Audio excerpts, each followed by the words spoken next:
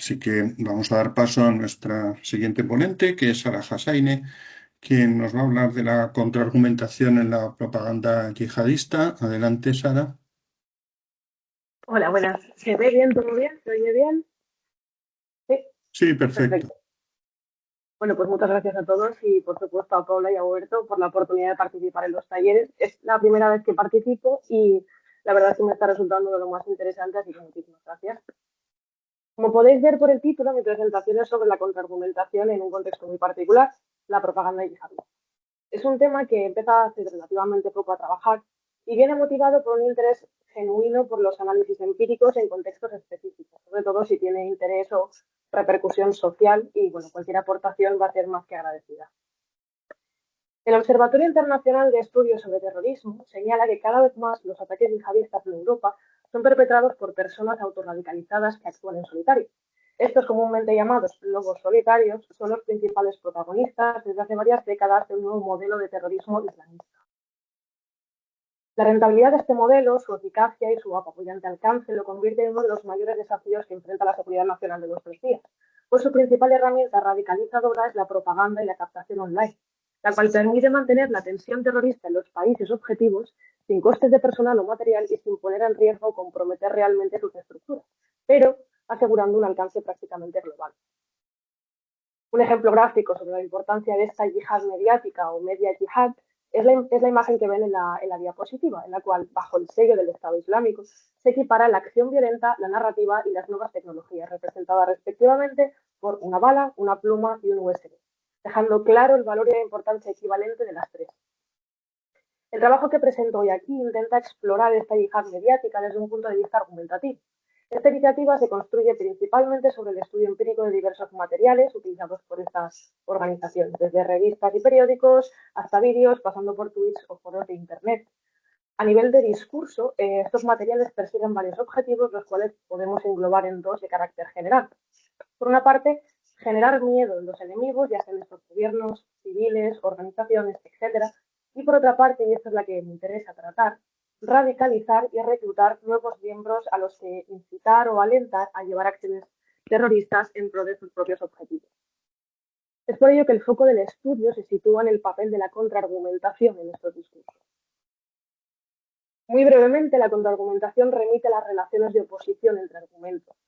En la medida en que puede relacionarse con el proceso de toma de decisión, el establecimiento de creencias y construcción de identidades, la contraargumentación puede tener un rol o presencia especial en estos discursos de carácter práctico en los que estamos describiendo. Existe quizás una tendencia, un sentimiento a no tomarse en serio este tipo de discursos desde un punto de vista teórico, por considerarse a lo mejor poco más que un conjunto de irracionalidades o similar. No obstante, considero que hay racionalidad, hay razonabilidad y hay cierta lógica en ellos, de la que se deriva su efecto y su efectividad. Como veremos, son discursos muy complejos, dependientes de una ideología muy particular y que acotan y toman en consideración a su público para la construcción de esos argumentos de forma muy sutil y eficaz. De ahí que utilice los conceptos y las herramientas de la dialéctica de los argumentos, teoría para la cual la contraargumentación es un concepto central. Esta teoría, que como bien sabemos es desarrollada por el profesor Hubert Magó, ofrece a mi parecer la mejor herramienta para analizar desde un punto de vista lógico las argumentaciones, ya que al contextualizar el análisis lógico tiene en cuenta lo específico y lo contextual. En este sentido, la dialéctica de los argumentos presenta un compromiso y un ajuste con el cómo se argumenta realmente que posibilita una lectura, a mi parecer, mucho más completa y rigurosa del discurso. Así pues, a nivel metodológico, el análisis se centra en identificar y en analizar las estructuras argumentativas de contraargumentación, en este caso de una revista del ISKP, una de las ramas más activas afines al Estado Islámico. Por razones de tiempo y en la medida en que me interesa sobre todo compartir aquí lo que es el análisis en detalle, únicamente desarrollaré un pequeño fragmento que, bueno, confío que sirva de muestra. El fragmento que voy a analizar pertenece a la revista The Voice of Khorasan, número 34, publicado en marzo-abril del 2024. La revista forma parte de una de las muchas estructuras mediáticas afines a la organización terrorista Estado Islámico y está dedicada a la traducción y difusión de propaganda yihadista o contenido yihadista en general. Actualmente, y esto es simplemente un dato, las plataformas en las que se publicaba la revista han sido derribadas tras una exitosa operación policial que culminó en julio de este mismo año en España, de hecho, con varias detenciones de individuos radicalizados. y por lo tanto pues me ha sido bastante complicado encontrarlo. Concretamente, la sección If Not Now, Then When, en la que se ubica el texto que voy a comentar con vosotros, busca alentar a los lectores a llevar a cabo la yihad, ya sea de manera violenta, emigrando a países bajo el control del Estado Islámico o mediante la financiación o apoyo online, la financiación económica. La estrategia discursiva que siguen los autores consiste en lo siguiente. Ellos describen una situación desesperada de la Umma, que es un término religioso que se utiliza en el Islam para designar la comunidad de musulmanes en el mundo, que según ellos es oprimida y hostigada por los infieles de distinta manera. Esta narrativa victimista y de martirización, que es propia de los discursos radicales islamistas, ofrece una forma de entender el mundo en términos binarios, ellos los infieles y nosotros, así como también una posición desde la que interpretar, defender y justificar ciertas acciones que, y esto es lo importante, que se presentan como las únicas disponibles, en este caso la yihad. De este modo dicen, pero la única solución a estos problemas, a todos estos problemas y a la dolorosa situación actual de la Umma es librar la yihad sagrada en el camino de Allah e invitar a otros a hacer esta yihad sagrada. Es importante entender esto en tanto que la ubicación misma del fragmento que se analiza es significativa. Habiendo hecho esto explícito, lo que consiguen los autores es generar una predisposición frente al discurso que sigue, una actitud más favorable hacia el curso de acción específico que buscan y defienden. Este es pues, la realización de la yihad. ¿Por qué? Porque la han enmarcado, la han relacionado previamente con una visión o creencia que es compartida, que es básicamente pues, este sufrimiento del mundo islámico. Bien, entonces en el fragmento que nos ocupa se aborda el tema de la emigración a zonas bajo el control del Estado Islámico. Asunto que, por supuesto, frente a él los autores adoptan una posición a favor, ¿no? La emigración en este contexto es una forma de llevar a cabo la yihad y de hecho es considerado el último estadio de radicalización por parte de los organismos de seguridad nacional, ya que entre otras cosas implica un reconocimiento directo de que el lugar en el que se está es territorio infiel y se ha de ir a Tierra Santa, lo que permite una inmersión completa del individuo en el contexto radical islámico y conlleva riesgos a su vuelta al país de origen. Esta migración se le denomina también ejira o hijra, haciendo un paralelismo directo a la trayectoria o el trayecto que hizo el profeta en su momento, es decir, la migración entre Meca y Medina, fruto de las represalias y las persecuciones que sufría en la primera ciudad a causa de sus creencias. En este sentido, el argumento principal que defienden los autores queda implícito, y su conclusión es el imperativo práctico se debe migrar a zonas bajo el dominio del Estado Islámico como parte de llevar a cabo la yihad. Esta interpretación se ve justificada al entender un poco más la ideología a la que se adhieren los autores, pues la revista sigue la corriente salafista, un movimiento suní e islamista que es catalogado como extremista y ultraconservador, en tanto que suní se caracteriza por enfatizar las enseñanzas del profeta y todo lo que se deriva de ellas. De acuerdo con esto, entonces, para los autores, emigrar a la casa del Islam y huir de la casa del infiel, que son fórmulas literarias que se utilizan mucho para designar zonas bajo el control o no del Estado Islámico, es una obligación moral y religiosa, en tanto que se debe imitar al profeta y permanecer allí en esas tierras infieles, ¿no? Terminaría en apostasía. A partir de esto podemos establecer como la razón que está operando aquí la siguiente: emigrar o hacer la égida es un deber religioso y moral. Vale. ¿Qué pasa? Que en el apartado, unos párrafos más arriba del fragmento que nos ocupa, dice lo siguiente. Pero una vez más hacemos un llamamiento a la juventud de la Umma, especialmente a aquellos creyentes, sinceros, que yacen en los brazos de aquellos países que están luchando contra el mundo islámico, los musulmanes y los rituales islámicos. Así como también, tras mencionar que la única opción es esto de hacer la yihad, dice, especialmente en estas zonas, la responsabilidad de la juventud es mayor que la de cualquier otra persona. Entonces se ve claro, aunque ampliaremos más adelante, que aquí se está hablando en particular de ese deber de la juventud que vive en tierras enemigas. Por tanto, creo que sería más fiel al discurso afinar o concretar la razón de la siguiente manera, como veis en la diapositiva. Emigrar o hacer la ejida es un deber religioso y moral para los jóvenes que viven en países enemigos. El esquema lo tenéis en la diapositiva. Es importante señalar que estamos aquí ante una argumentación intragrupal, y es precisamente esto lo que puede justificar el hecho de que el argumento principal de los autores esté implícito en el texto, ya que se presupone la aceptación del mismo por parte de esos jóvenes musulmanes que conforman el público objetivo. Pues una argumentación intragrupal es aquella en donde los participantes participan, pero en calidad de miembros de un mismo grupo identitario. Y una de las implicaciones de esto es precisamente que no hay discusión sobre ciertos asuntos, como por ejemplo si se debe migrar o no, esto es algo aceptado y punto, sino sobre qué es lo que te lo impide o por qué no lo has hecho todavía, quizás. De hecho, la argumentación de los autores va en esta línea, como veremos. El fragmento comienza con la siguiente frase. See how dangerous it was to emigrate for the Prophet. He would have gone to Medina at the cost of his life, and how many virtues have been described. Bien, lo que nos hace pensar que este fragmento pueda ser argumentativamente significativo es el hecho de que las historias, tal y como han estudiado Paula Olmos, entre otros, pueden ser poderosos vehículos para convencer o persuadir a otros a seguir una particular vía de acción, no a través de normas explícitas, sino a través de la representación de códigos de conducta o de valores de grupo, por ejemplo.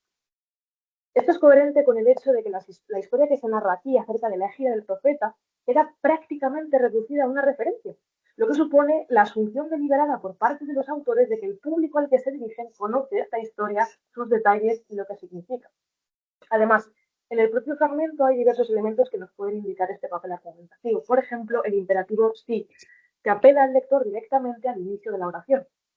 Básicamente, sin entrar mucho en detalle, esto se relaciona con el hecho de que en este contexto, que ya lo hemos mencionado antes, las anécdotas o historias vitales de Mahoma, como la que se describe, constituyen un modelo de conducta y por ello tienen un valor normativo.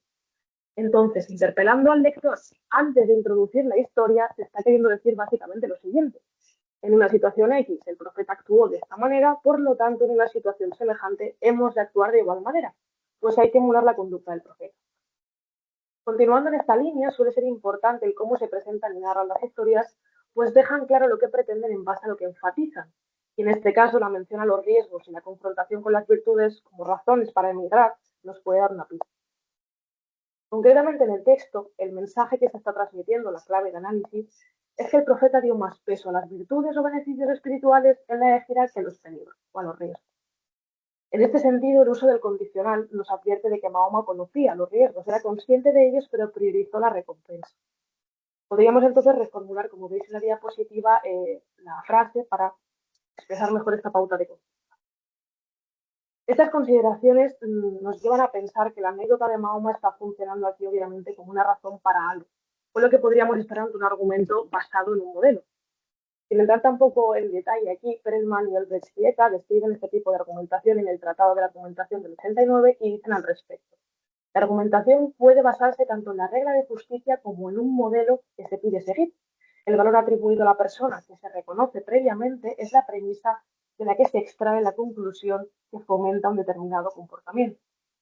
Se declara entonces que el papel de la anécdota, el profeta en este caso, en tanto que modelo, es determinar una acción concreta, a saber, emigrar por la causa, ¿no? Ahora bien, la mención a los peligros y su comparación ahí con las virtudes hace sospechar que más bien puede haber una confrontación de argumentos sobre la que está operando ese modelo y ayuda a decidir. Por un lado, tendríamos entonces el argumento de las virtudes que nos lleva a emigrar y el lado de los riesgos que nos lleva a no emigrar. El hecho de que los autores, otra vez, no hagan explícita esta confrontación en el texto se comprende si atendemos nuevamente al público al que va dirigido. La portada del apartado a este respecto es muy reveladora, ¿no? Vemos que escrita la frase "Oh young Muslim living in those countries", que deja claro una vez más que el público principal al que va dirigido el apartado son jóvenes musulmanes que viven en tierras extranjeras, lejos de la casa del Islam. La imagen de la portada refuerza esta idea. Hay un hombre solo, en un camino vacío, con una mochilita hacia el horizonte donde básicamente le esperan sus hermanos. Según el Observatorio Internacional de Estudios sobre Terrorismo, las revistas afines al Estado Islámico, como esta que estamos trabajando, constituyen a efectos de radicalización una herramienta incluso más potente que el propio material del Estado Islámico, ya que se encuentra mejor focalizado en las audiencias occidentales. Esta imagen apela directamente a las dificultades que sufren estos lobos solitarios a menudo, conflictos de identidad, sentimiento apátrida, soledad, etc. El efecto retórico de la imagen en este caso no es otro que hacer que el lector, de primeras, se sienta identificado y sienta que se le está hablando a él personalmente, lo que a nivel argumentativo puede suponer una mayor predisposición a aceptar las razones que se aducen posteriormente. En este sentido, usando la clasificación que hace Groarke, acerca del rol de las imágenes, que las imágenes pueden tener en un argumento, esa imagen estaría funcionando como una visual flag, una bandera visual, facilitando la captación o la comprensión del argumento en un sentido concreto. A mi parecer, gracias, Nubel. A mi parecer, esto es coherente con el hecho de no hacer explícita la confrontación. En este caso, emigrar a un país bajo el control del Estado Islámico o simpatizantes, como símbolo de compromiso con la causa yihadista, Es una decisión difícil de realizar y esto los autores lo saben. Para un joven musulmán, por ejemplo, en un país como España, decidirse a emigrar a estos países o zonas supone dejar de lado a su familia, su entorno seguro, hacer crímenes además y asumir un riesgo pues, considerable. Entonces, además, bueno, hay que tener en cuenta, además, de que estos jóvenes actúan en solitario, en grupos muy reducidos, por los que el apoyo que tienen a su decisión depende prácticamente de ellos. De ahí que no presentar la ponderación explícitamente pueda ser significativo y revelador en la medida que puede tener un efecto disuasorio en base al público objetivo. Aquí, pues, bueno, así pues, tenemos una pauta de conducta representada por la anécdota vital del profeta y un conflicto práctico. Esta pauta, en tanto que razón argumentativa en este contexto, lo que hace es determinar cuál de las dos opciones o argumentos tiene mayor peso y, por lo tanto, concluir o apoyar una acción concreta, en este caso, emigrar. Vemos como esta pequeña frase condensa la razón que resuelve una ponderación subyacente en favor de la emigración yihadista. Y el argumento es el que les merece. Ahora bien, dando un paso más, que esto es muy interesante también, entendiendo la función de este argumento que tenéis en la pantalla, en el conjunto del apartado, integrándolo con el argumento principal que mostramos anteriormente, podemos interpretar que esta mención a los riesgos de la migración de la anécdota está expresando una consideración para afirmar lo siguiente. Aun sabiendo y aceptando que emigrar es un deber y se debería emigrar, si conlleva riesgos, no ha de hacerse. En otras palabras, se está refiriendo aquí o tenemos aquí una condición de recusación al argumento principal de los autores. Una condición de recusación, muy brevemente, es un elemento argumentativo que apunta a las circunstancias en las que la garantía invocada en un argumento no funciona como tal. El incumplimiento de las condiciones de recusación daría lugar a una recusación por excepción, que básicamente pues, consiste en alegar que concurre una circunstancia excepcional que impide aplicar, en este caso, la garantía en principio válida. En otras palabras, la consideración aducida, que es los peligros, en este contexto hace que la razón no sea una razón para la tesis. Quedaría como tal el argumento principal. Con esto vemos claro que la estrategia contraargumentativa de los autores consiste en atacar esta condición de recusación en su argumento, mostrando que esa condición no es realmente un impedimento para llevar a cabo la inmigración. Y esto lo hacen justamente con lo que hemos visto hasta ahora, que es el argumento de ponderación basado en la anécdota del profeta. Desde un punto de vista de la dialéctica de los argumentos, estaríamos entonces ante una contrarrecusación. La contrarrecusación es una forma de argumentación que consiste precisamente en afirmar que una consideración que se ha presentado como una excepcional condición a la sociedad de un argumento no lo es en realidad. A veces se utilizan conectores como no obstante, no excluye, a pesar de, pero bueno, en nuestro caso concreto, debido a las especificidades del contexto, quizás todo ello ha quedado extremadamente sintetizado en lo que es la referencia a la anécdota vital del profeta, ¿no? Es especialmente interesante este punto porque la contrarrecusación por ponderación no invalida la condición de excepción. Es decir, ellos no niegan que los peligros sean para los lectores un motivo por el cual incumplir su deber de entrar, sino que no lo es tanto, porque los beneficios pesan más, igual que le pesaron al profeta. Esto es un claro ejemplo de las sutilezas y las complejidades de estas estructuras contraargumentativas que podemos ver en los discursos de este. Y el argumento completo quedaría como tal. Otra ventaja, y con esto termino, es que, bueno, que tiene la contraargumentación ahora ya en general, es que devuelve al lector al argumento principal, ¿no? En este contexto específico, el devolver al lector al argumento principal de los autores es bastante significativo, ya que en tanto que argumentación intragrupal interactúa de alguna manera con el sentimiento de pertenencia y con la polarización característica de estos discursos radicales, en los que la aceptación o no de ciertas razones y argumentos demarca la pertenencia o no al grupo y te somete a una evaluación y crítica en plan. Algo que para un público joven con problemas de identidad, sentimientos de soledad, etcétera, pues puede ser clave a la hora de aceptar y llevar a cabo ciertas conductas. De hecho, el análisis que continúa muestra que los autores consiguen con esta estrategia contraargumentativa para finalmente complementarla con una argumentación más positiva donde retoman su argumento principal y aducen una razón en favor de su conclusión que casualmente pues está basada en las recompensas individuales que puede uno conseguir con esta migración, ¿no? Sin embargo, pues me conformo con haber presentado esto, esta pequeñita muestra que a mi parecer deja patente el interés que puede tener estudiar el papel de la contraargumentación en otros contextos que no son los tradicionales. La contraargumentación está presente en los discursos radicales religiosos y creo que entender a partir del análisis empírico cómo se construyen, presentan y evalúan esas relaciones puede contribuir quizás a una mejor comprensión del fenómeno de la radicalización y la captación de esas. Muchas gracias, Sara, por la charla y por ajustarte el tiempo. Y ahora tenemos unos minutos para preguntas. Como saben, quienes quieran hacer una pregunta pueden usar el icono de la mano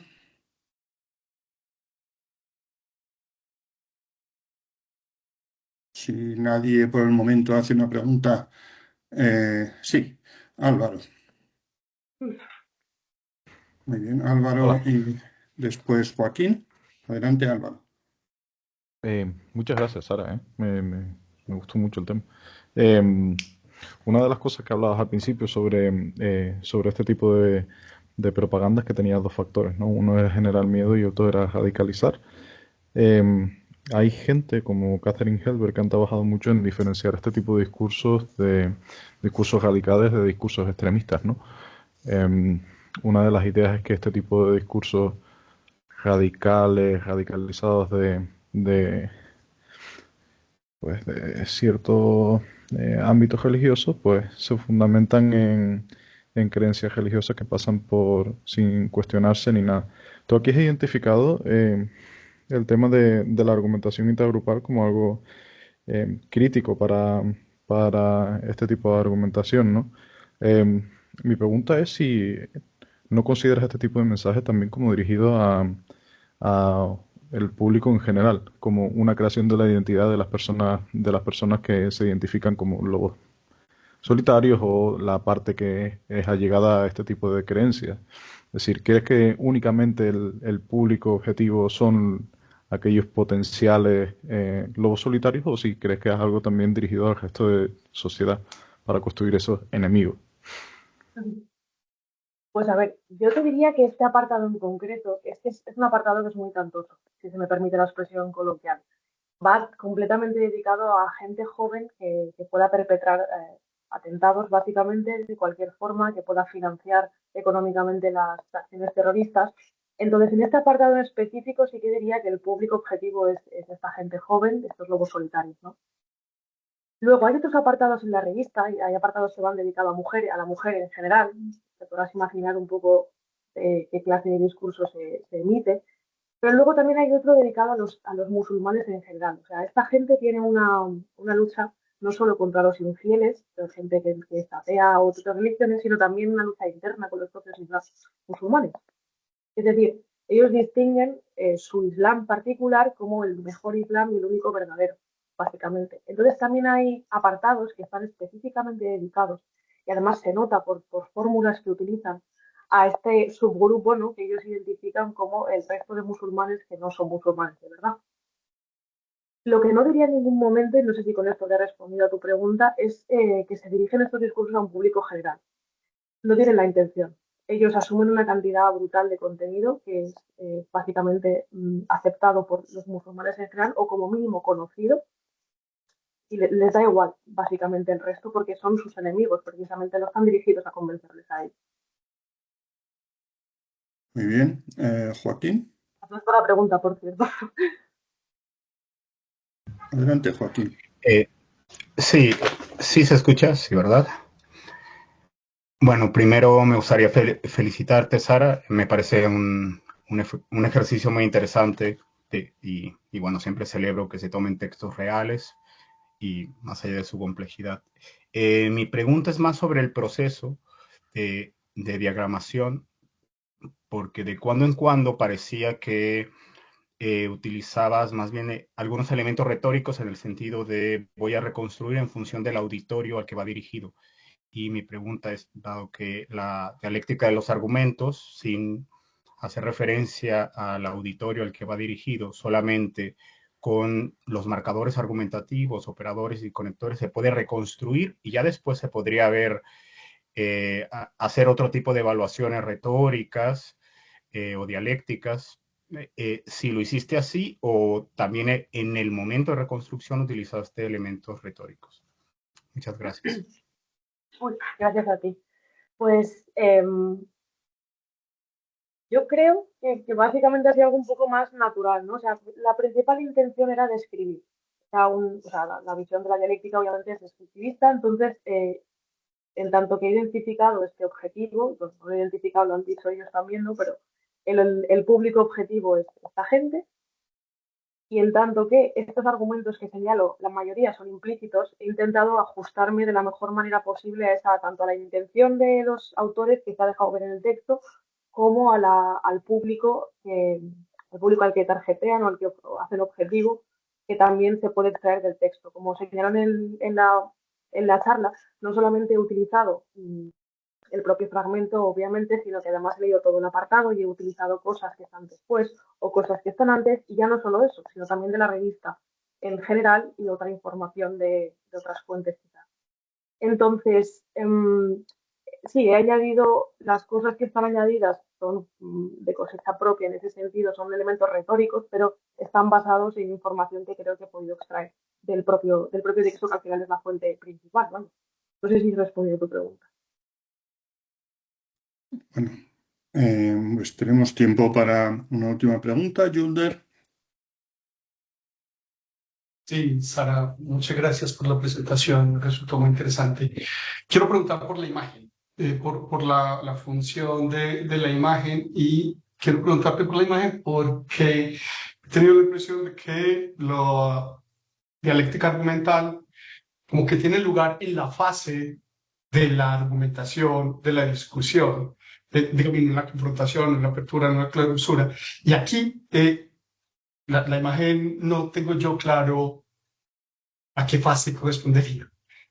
O si claramente es un argumento, o cómo lo entiendes. Vale. Si te he entendido bien, estamos hablando de la pragmadialéctica, como entiendo, ¿no? De las fases de la discusión crítica. Tomemos como ejemplo la pragmática. Vale, vale. No he utilizado literalmente las fases de la discusión crítica. Yo te sería completamente honesta y simplemente vi que tenía sentido en un punto del trabajo aquí en el ordenador, vi que tenía sentido, que era algo que podía ilustrar bastante bien mi punto, mi tesis de que el público al que se dirigen, que básicamente para el que construyen, ¿no?, su discurso, es un público joven, musulmán, etcétera, y que esta imagen pues concordaba muchísimo y daba mucha información y justificaba a la vez el hecho de que yo hubiera dicho eso. Entonces, no sé muy bien a qué